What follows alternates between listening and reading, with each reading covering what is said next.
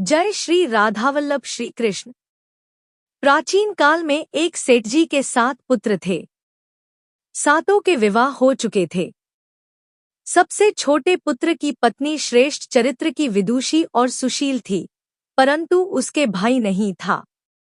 एक दिन बड़ी बहू ने घर लीपने को पीली मिट्टी लाने के लिए सभी बहुओं को साथ चलने को कहा तो सभी धलिया और खुरपी लेकर मिट्टी खोदने लगी। तभी वहां एक सर्प निकला, जिसे बड़ी बहू खुरपी से मारने लगी। यह देखकर छोटी बहू ने उसे रोकते हुए कहा, मत मारो इसे, यह बेचारा निरपराध है। यह सुनकर बड़ी बहू ने उसे नहीं मारा। तब सर्प एक ओर जा बैठा। तब छोटी बहू ने उससे कहा, हम अभी लौट कर आती हैं, तुम यहाँ से जाना मत। यह कहकर वह सबके साथ मिट्टी लेकर घर चली गई और वहां कामकाज में फंसकर सर्प से जो वादा किया था उसे भूल गई। उसे दूसरे दिन वह बात याद आई तो सबको साथ लेकर वहां पहुंची और सर्प को उस स्थान पर बैठा देखकर बोली, सर्प भैया नमस्कार। सर्प ने कहा, तू भैया कह चुकी है, इसलिए तुझे छोड़ देता हूँ, नहीं तो झूठी बात कहने के कारण तुझे अभी डस लेता। वह बोली, भैया मुझसे भूल हो गई, उसकी क्षमा मांगती हूँ। तब सर्प बोला, अच्छा, तू आज से मेरी बहन हुई और मैं तेरा भाई हुआ। तुझे जो मांगना हो मांग ले। वह बोली, भैया मेरा कोई नहीं है, अच्छा हुआ जो तू मेरा भाई बन गया। कुछ दिन व्यतीत होने पर वह सर्प मनुष्य का रूप रखकर उसके घर आया और बोला कि मेरी बहन को भेज दो। सबने कहा कि इसके तो कोई भाई नहीं था, तो वह बोला, मैं दूर के रिश्ते में इसका भाई हूँ, बचपन में ही बाहर चला गया था। उसके विश्वास दिलाने पर घर के लोगों ने छोटी को उसके साथ भेज दिया। उसने मार्ग में बताया कि मैं वही सर्प हूँ, इसलिए तू डरना नहीं और जहाँ चलने में कठिनाई हो वहाँ मेरी पूंछ पकड़ लेना। उसने कहे अनुसार ही किया और इस प्रकार वह उसके घर पहुँच गई। वहां के धनैश्वर्य को देखकर वह चकित हो गई।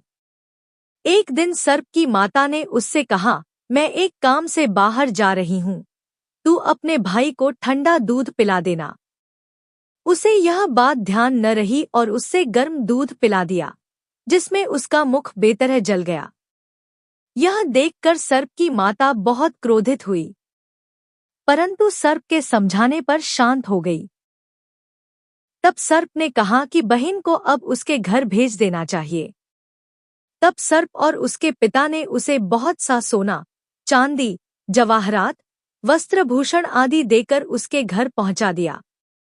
इतना ढेर सारा धन देखकर बड़ी बहू ने ईर्ष्या से कहा, भाई तो बड़ा धनवान है, तुझे तो उससे और भी धन लाना चाहिए। सर्प ने यह वचन सुना तो सब वस्तुएं सोने की लाकर दे दी। यह देखकर बड़ी बहू ने कहा, इन्हें झाड़ने की झाड़ू भी सोने की होनी चाहिए। तब सर्प ने झाड़ू भी सोने की लाकर रख दी। सर्प ने छोटी बहू को हीरामणियों का एक अद्भुत हार दिया था। उसकी प्रशंसा उस देश की रानी ने भी सुनी और वह राजा से बोली कि सेठ की छोटी बहू का हार यहाँ आना चाहिए। राजा ने मंत्री को हुक्म दिया कि उससे वह हार लेकर शीघ्र उपस्थित हो। मंत्री ने सेठ जी से जाकर कहा कि महारानी जी छोटी बहू का हार पहनेंगी, वह उससे लेकर मुझे दे दो। सेठ जी ने डर के कारण छोटी बहू से हार मंगा कर दे दिया। छोटी बहू को यह बात बहुत बुरी लगी। उसने अपने सर्प भाई को याद किया और आने पर प्रार्थना की, भैया रानी ने हार छीन लिया है, तुम कुछ ऐसा करो कि जब वह हार उसके गले में रहे तब तक के लिए सर्प बन जाए और जब वह मुझे लौटा दे तब हीरों और मणियों का हो जाए। सर्प ने ठीक वैसा ही किया। जैसे ही रानी ने हार पहना वैसे ही वह सर्प बन गया। यह देखकर रानी चीख पड़ी और रोने लगी। यह देखकर राजा ने सेठ के पास खबर भेजी कि छोटी बहू को तुरंत भेजो। सेठ जी डर गए कि राजा न जाने क्या करेगा। वे स्वयं छोटी बहू को साथ लेकर उपस्थित हुए। राजा ने छोटी बहू से पूछा, तूने क्या जादू किया है, मैं तुझे दंड दूंगा। छोटी बहू बोली, राजन धृष्टता क्षमा कीजिए, यह हार ही ऐसा है कि मेरे गले में हीरों और मणियों का रहता है और दूसरे के गले में सर्प बन जाता है। यह सुनकर राजा ने वह सर्प बना हार उसे देकर कहा, अभी पहनकर दिखाओ। छोटी बहू ने जैसे ही उसे पहना वैसे ही हीरोमणियों का हो गया। यह देखकर राजा को उसकी बात का विश्वास हो गया और उसने प्रसन्न होकर उसे बहुत सी मुद्राएं भी पुरस्कार में दी। छोटी वह अपने हार और इन सहित घर लौट आई।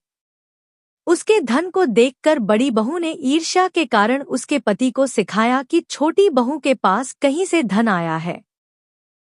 यह सुनकर उसके पति ने अपनी पत्नी को बुलाकर कहा, ठीक ठीक बता कि यह धन तुझे कौन देता है। तब वह सर्प को याद करने लगी। तब उसी समय सर्प ने प्रकट होकर कहा, यदि मेरी धर्म बहन के आचरण पर संदेह प्रकट करेगा तो मैं उसे खा लूंगा। यह सुनकर छोटी बहू का पति बहुत प्रसन्न हुआ और उसने सर्प देवता का बड़ा सत्कार किया।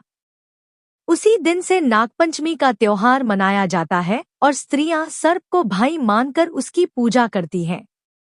आस्तिक मुनि की जय। मानसा देवी की जय।